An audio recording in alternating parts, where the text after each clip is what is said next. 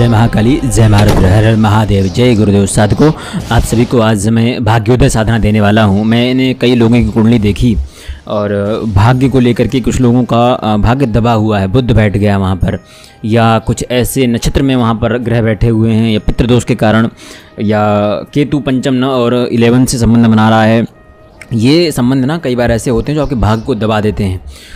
पंचम से पंचम और नवम से नवम, ठीक है, वो नवम से जो नवम होगा वो जो नवम से नवम होगा वो भाग्य का बीज है, ठीक है। और इन सभी का ना ऐसे अचानक से चीज़ें नहीं होती हैं, बहुत विस्तृत चीज़ें हैं। मैं आपको एक संक्षिप्त जानकारी दिया हूँ, इसलिए आज मैं आपको भाग्योदय साधना देने वाला हूँ। कर्म बंधन की पीड़ा समाप्ति हो जाएगी, शुभ कर्मों का उदय होगा। और चैत्र शुल्क की हालांकि एक कामना एकादशी को किया जाता है ये प्रयोग, परंतु अगर कामना एकादशी में आप नहीं कर पा रहे हैं तो कब करना चाहिए उसकी जानकारी आपको प्रदान करता हूं। क्या करना है, कैसे करना है, क्या क्या चीज़ें लगेंगी, सारी जानकारी आपको प्रदान की जाती है। देखिए साधकों, शरीर मन प्राण चैतन्य शक्ति साधना है ये। सबसे पहली बात तो कर्म के दो रूप हैं, शुभ और अशुभ। आप कौन से कर्म अधिक कर रहे हैं, दोनों का फल आपको अवश्य मिलता है। शुभ कर्म का फल सुख और अशुभ कर्म का फल दुख के रूप में आता है, ये तो सामान्य है, सबको जानता है। कर्म के अनुसार भाग्य भी अच्छा बुरा होता है। देवी भागवत में कहा गया है, अश्वस्थमेव भोक्तव्यम कृतम कर्मम शुभाशुभम। कर्म और भाग्य, कर्म शब्द का प्रयोग बड़ी लापरवाही से किया जाता है। ज़्यादातर लोग अपनी दुख बाधाओं में यह मेरा कर्म है कर टाल देते हैं। अरे ये मेरा कर्म है, ये मेरा कर्म है, मुझे तो ऐसा भाग्य मिला है, ये हो गया वो हो गया। इतना रो क्यों रहे हो भाई, इतना ज़्यादा दीन दुखियारे क्यों हो जाते हो हैं? तुम साक्षात नारायण की अंश हो, इतना ज़्यादा दीन दुखी रूप में होकर के क्या मिल जाता है तुम्हें, है ना। अब देखिए क्या करना है, कैसे करना है, मैं आपको बताता हूँ। कर्म को इतने हल्के में लेना जनमानस की एक बहुत बड़ी भूल है। कर्म वास्तव में आपके भाग्योदय का कारक है।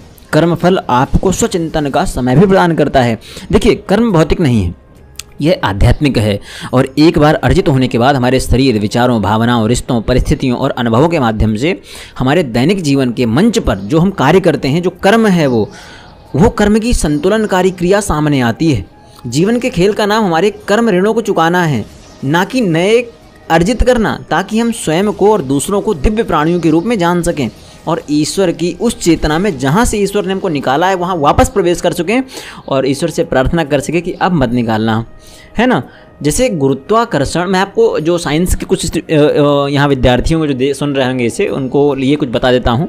गुरुत्वाकर्षण भौतिक संसार का नियम है, वैसे ही कर्म आध्यात्मिक संसार का नियम है। हमें अपने कार्यों के लिए अधिक सटीक रूप से जिम्मेदारी से संपन्न करना होगा। और कर्म बंधनों की समाप्ति और भाग्योदय की प्राप्ति हेतु साधक ईश्वरीय कृपा, देव कृपा, गुरु कृपा को प्राप्त करता है। मनुष्य ही अपने बुद्धिमान विचार के द्वारा कर्म और भाग्य का संयोग तय कर सकता है। जब सद्गुरु की कृपा होती है ना, तो भाग्य द्वार खुलता है। उस समय मनुष्य को अपनी कर्म शक्ति पूर्ण रूप से जागृत रखनी चाहिए। भाग्य को अगर तोड़ा जाएगा तो भा प्लस ज्ञ, इन दो वर्णों का मेल भाग्य कहलाता है। भा का है अर्थ चमकना। स्वयं देखिए, आभा, विभा, प्रभा, तीनों शब्दों में अर्थ प्रकाश है और चमकना है, और इन सब में भा आता है। प्रतिभा अर्थात प्रत्येक व्यक्ति का नैसर्गिक प्रकाश है। ज्ञा, जिस क्षण ज्ञान का प्रकाश जीवन में उतरता है उस क्षण को ही भाग्योदय कहते हैं। अमूमन लोग भाग्य को किस्मत, धन, सफलता से जोड़ देते हैं, पर वास्तव में भाग्य ज्ञान के प्रकाश से प्रतिफल है। और जब ज्ञान का प्रकाश आ जाएगा ना, तो धन, ऐश्वर्य, दौलत अपने आप आएगी। साधकों, कैसे करना है मैं आपको बताऊं। जो साधक साधना को करना चाहे, साधना को संपन्न करने के लिए आवश्यक है कि साधक के पास ताम्रपत्र पर अंकित मंत्र सिद्ध गुरु प्राण चेतना युक्त भाग्योदय यंत्र हो। कर्म व्यक्ति के जीवन में आवश्यक है, किंतु जब कर्म के साथ श्रेष्ठ भाग्य का समावेश हो जाता है तो मार्ग में आने वाली बाधाएं, अड़चनें भी दूर हो जाती हैं। जैसे मैंने आपको बताया कि आपको मंत्र सिद्ध गुरु प्राण चेतना युक्त भाग्योदय यंत्र की आवश्यकता होगी। स्फटिक माला, जो कि सृजन संस्कार अभिमंत्रित हो। इनके अतिरिक्त किसी भी साधना सामग्री की आपको आवश्यकता नहीं है, और यह आपको बहुत कम दाम में हमारे पास से मिल जाएगा अगर आप कोई लेना चाहे तो। अब इस साधना को कब करना है? देखिए, वैसे तो अक्षय तृतीया को की जा सकती थी, पर मैं बता नहीं पाया। तो अगर आप इन्हें करना है, गुरु पुष्य मुहूर्त में कर सकते हैं, रवि पुष्य मुहूर्त में कर सकते हैं आप, ठीक है, या शुक्रवार के दिन से शुरू कर सकते हैं, या शुक्ल पंचमी पर से कर सकते हैं, है ना। यह 3 दिवसीय है और इसके अतिरिक्त किसी भी शुभ मुहूर्त में आप कर सकते हैं, जैसे मैंने आपको बताया है। इस साधना को प्रातः अथवा रात्रि में किसी भी समय संपन्न किया जा सकता है। वस्त्र, आसन तथा सामने बाजूट पर बिछाया जाने वाला वस्त्र भी सफ़ेद हो। साधक पूर्व दिशा की ओर मुख करके बैठे, सामने बाजूट पर ताम्र पात्र ले ले या स्टील का कोई पात्र ले ले, भाग्योदय यंत्र को स्नान कराए, अच्छे से पोंछे, उसके बाद स्थापित करें, उसका पुष्प अक्षत पंचोपचार पूजन करे, घी का बड़ा दीपक जलाए और घर का बना हुआ नैवेद्य अर्पित करें। बाहर से लेकर नहीं आना है। घी आप खीर बना सकते हैं, आप मिठाई बना सकते हैं कोई घर पर, वही आपको अर्पित करना है, क्योंकि आपके घर से जुड़ा होना चाहिए उस कर्म का। कर्म करिए ना, भाग्य को जागृत करने की साधना कर रहे हैं। इसके बाद मैं आपको एक क्रम बताऊंगा, उस क्रम के माध्यम से आपको पूजन करना है। क्या क्रम होगा वो मैं आपको पूरा बताने वाला हूँ। देखिए साधकों, मंत्रोच्चारण करते हुए आपको स्पर्श करना है। जो मंत्र होगा उसी जगह आपको स्पर्श करना है। क्या क्या मंत्र है? ह्रीं आम नमः सिर पर स्पर्श करें, ह्रीं आम नमः ललाट पर स्पर्श करें, ह्रीं ईं नमः दाहिने नेत्र पर स्पर्श करें, ह्रीं ईं नमः बाएं नेत्र पर स्पर्श करें, हरि ओम नमः दाहिने कान पर स्पर्श करें, हरि ओम नमः बाएं कान पर स्पर्श करें, ह्रीं ह्रीं नमः दाहिनी नासिका छिद्र पर स्पर्श करें। अंदर नहीं करना है, ठीक है, बाहर से कर लीजिएगा। ह्रीं ह्रीं नमः बाईं नासिका छिद्र पर स्पर्श करें। अब ह्रीं लृं नमः दाहिने गाल पर, ह्रीं लृं नमः बाएं गाल पर, ह्रीं ऐं नमः ऊपरी ओंठ पर, ह्रीं ऐं नमः निचले होंठ पर। एक और चीज़ देखिए, अभी तो मैं पूरा बोल रहा हूँ, जो भी साधना को करना चाहेगा तो इस प्रकार से देख कर नहीं करना, मैं उसको PDF प्रोवाइड करा दूंगा। जो भी साधना करना चाहे हमसे संपर्क कर सकता है, ठीक है। और ह्रीं ऐं नमः ऊपरी ओंठ पर, ह्रीं ऐं नमः निचले ओंठ पर, ह्रीं ओम नमः दांतों की ऊपरी पंक्ति पर, ह्रीं ओम नमः दांतों की निचली पंक्ति पर, ह्रीं अम नमः जीभ के आगे। अब इसको करने के बाद हाथ धोने तुरंत, ठीक है।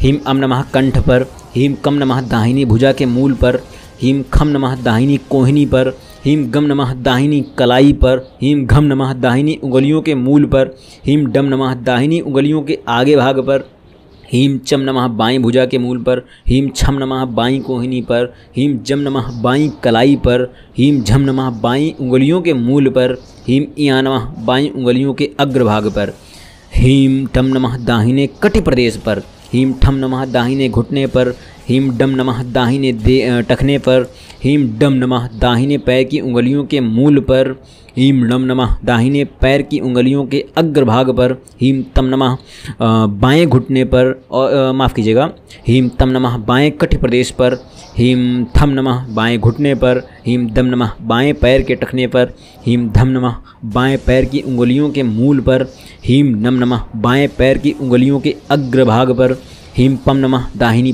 पसलियों पर, ह्रीं फम नमः बाईं पसलियों पर, ह्रीं बम नमः पीठ पर, ह्रीं भम नमः नाभि पर, ह्रीं मम नमः पेट पर, ह्रीं यम नमः हृदय पर, ह्रीं रम नमः दाहिनी कोख पर, ह्रीं लम नमः गले के पीछे, ह्रीं वम नमः बाईं कोख पर। देखिए, ये आपके संपूर्ण शरीर को मंत्र के माध्यम से एक चरण होकर के आपके कर्म को भाग्य में बदलने की बहुत ही गूढ़ गुप्त मंत्र विधान प्रक्रिया प्रणाली थी।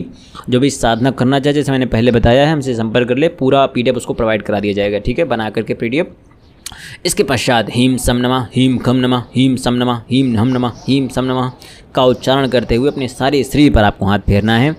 देखिए साधकों, दुर्बल भाग्य को दिशाबद्ध कर्म, गुरु कृपा और तीव्र शक्ति साधना से अवश्य बदला जा सकता है, तो परेशान नहीं होना है।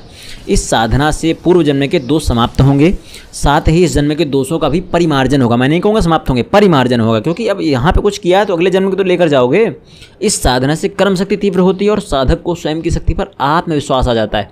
समस्त साधकों को जो बहुत साधनाओं की तरफ जा रहे हैं, भाग्योदय साधना की सर्वोपरिता इस कारणवश निर्विवाद है, क्योंकि यह जीवन के अनेक पक्षों का समाधान एक ही उपाय से कर देती है।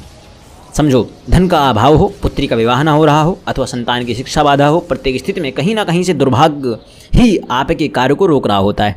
विशेष स्थितियों के समस्या विशेष के लिए पृथकतः अलग अलग वर्णित साधनाओं का उपयोग करना होता है, किंतु जहाँ सारे जीवन का ढांचा ही चरमराने लगे, वहाँ निश्चय करना है कि आपको भाग्योदय साधना ही करनी चाहिए।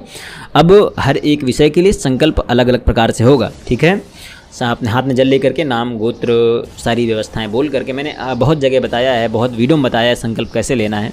बोल करके आपको जो भी आपकी मनोकामना हो भाग्योदय उदय के लिए, या जैसे मैंने ऊपर बोला कि पुत्री का विवाह नहीं हो रहा है, पुत्री को सफलता नहीं मिल रही है, पुत्र को सफलता नहीं मिल रही है, वो सारी चीज़ें भी आप संकल्प में बोल करके साधना में आगे बढ़ सकते हैं, ठीक है। अब आपको जो क्रम देखने में बहुत बड़ा लग रहा है, जो मैंने अभी सुनाया कि पूरा स्पर्श करने के लिए अधिक से अधिक 10 मिनट में संपूर्ण हो जाता है और इससे साधक का संपूर्ण शरीर मंत्रमय हो जाता है। इसीलिए हर एक शरीर के भाग पर आपको ये मंत्र पढ़ते हुए स्पर्श कराया गया है। अब मंत्रमय हो जाने से साधना में सफलता की संभावनाएं 100 गुना से अधिक बढ़ जाती हैं। अब आपको ये सारे क्रम संपन्न करने के बाद में साधक स्फटिक माला से मंत्र की 5 माला मंत्र जाप करें। मंत्र क्या है? ओम क्लीम सर्व सौभाग्यदाये पराशक्तये नमः। मंत्र जाप के पश्चात कुछ देर आसन पर विश्राम करें। उसके पश्चात आपको 21 माला जाप फिर करना है। अगर आप 21 नहीं भी कर पा रहे हैं तो 5 करें और थोड़ी देर बैठें, स्मरण करते रहें और 3 दिन तक 5-5 माला ही करें। अगर आप 21 कर सकते हैं तो 5 के बाद 21, फिर अगले दिन 5 के बाद 21, फिर अगले दिन 5 के बाद 21। नहीं तो ये 5 में ही आपके भाग्य को उदय कर देगा। पर जो साधना में बैठना अधिक समय तक चाहते हैं वो 21-21 वाले जोड़े को भी बढ़ा सकते हैं। ठीक है, 3 दिवस में संपूर्ण करना है। नैवेद्य को स्वयं ग्रहण करना है, किसी के साथ बांटना नहीं है। 3 दिवस साधना संपन्न करने के पश्चात यंत्र व माला को जल में विसर्जित कर दें। मैं दावे के साथ कहता हूँ, इस साधना को जो संपन्न करेगा 3 दिवसीय कुंडली विश्लेषण के पश्चात आपका सौभाग्य अवश्य जागृत होगा, आपके दुर्भाग्य का नाश अवश्य होगा। यह तीव्र भाग्योदय सफल साधना है, सफला साधना है, सौभाग्यप्रदायी साधना है। बहुत ही कम दाम में इसके आपको दोनों चीज़ें प्राप्त हो जाएंगी। अगर आप चाहें मंगवाना तो मंगवा सकते हैं। जय महाकाली, जय महारुद्र, जय माता विंध्यवासिनी।